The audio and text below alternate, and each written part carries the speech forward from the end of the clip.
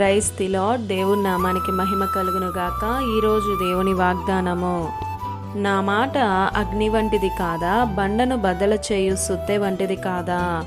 ఇర్మియా గ్రంథము 23వ అధ్యాయం 29వ వచనము. ఈ ఉదయకాల సమయంలో మనతోనే దేవుడు మాట్లాడుతున్నాడు.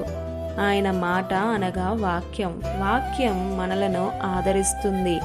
కన్నీటి వేళలో, వేదనతో కృంగిపోతున్న సమయాలలో ఓదార్పునిస్తుంది.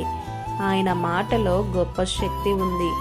మాట మాత్రం సెలవిస్తే దాసుడు స్వస్థత పొందుకున్నాడు. ఆయన మాట వినగానే చిన్నది లేచి కూర్చుంది.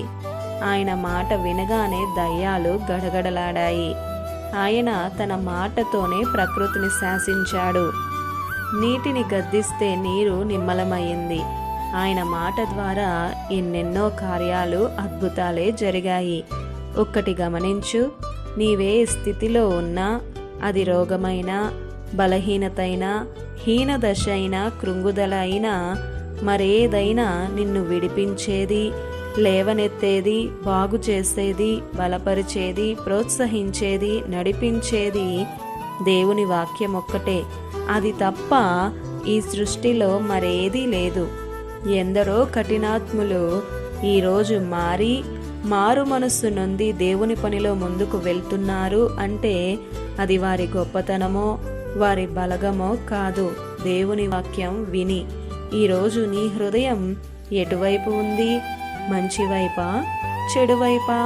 చెడు అలవాట్లు చిన్నవైనా పెద్దవైనా చెదవలే నీ ఆధ్యాత్మిక జీవితాన్ని పతనం చేస్తాయి. దేవుని వాక్యాన్ని వినడం, పాటించడం, హృదయంలో ఉంచుకోవడం వలన చెడు అలవాట్లపై విజయాన్ని పొందుకుంటాం. ఇట్టి వాక్యపు వెలుగులో నడవాలని దేవుని ఆశ.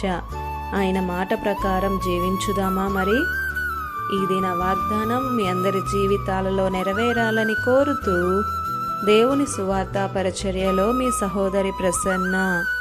God bless you. ఆమేన్.